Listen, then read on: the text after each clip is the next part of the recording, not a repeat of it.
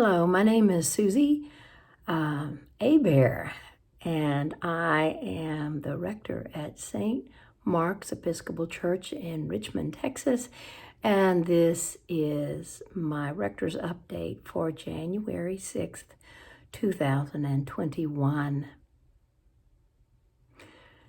There is a tentative but joyful feeling in the arrival of this particular new year. We have a new caveat at church for the 8 a.m. service. If the temperature is below 45 degrees, we will worship indoors, with the doors open, of course. Or if it is windy and rainy, if it is 50 degrees or less, we will seek shelter indoors for worship, again, with the doors open and masked at a distance. The predictable and the reliable has been replaced with in case, especially in case of COVID exposure. The uncertainty of 2020 is staying with us for now as we head into a new year. I am so happy to be starting the new year with a new name and a wonderful husband. And so this year has been especially joyful, has a joyful feel for me as I started. Love in the time of COVID, it's certainly possible. Our vacation plans, of course, hinge on the vaccine, of course, as they do for other people.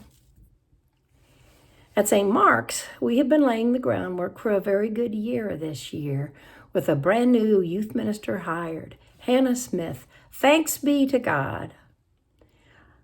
We are sailing a financially sound ship, both the church and the school this year, though through the grace of God and through generous giving.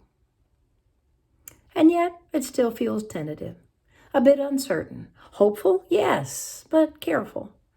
We've been learning how precious the things we took for granted were, and it would be grand to have them back, but we do not want to mess up what we have managed to accomplish so far together. To hug a friend or family member fiercely, to kneel for the Eucharist, shoulder to shoulder and partake of both bread and wine, to laugh and talk and lean in close and whisper, simply to return to what now feels like such a carefree way of life with each other. What a thing to anticipate. Now we wave to each other on Zoom or at a distance, but even now the wave, that gentle wave is precious. Such small things. But experience teaches us to walk carefully on ice, to fill the gas tank before a trip, for example, and 2020 experiences have taught us to wear a mask to the grocery store and to turn down those invitations for now.